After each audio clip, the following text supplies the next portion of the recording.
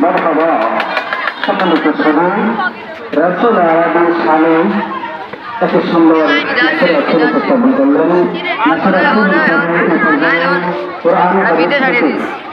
হায়াতুল নবী সম্পর্কে মূল্যবান তাফসীর পেশ করবেন জনাব হযরতুল আল্লাম হযরত মাওলানা খাজা বাসুদুল্লাহ ওয়াইসি সাহেব ইমাম ভুঁইয়া গাজী পাটোয়ারি বাড়ি জামে মসজিদ।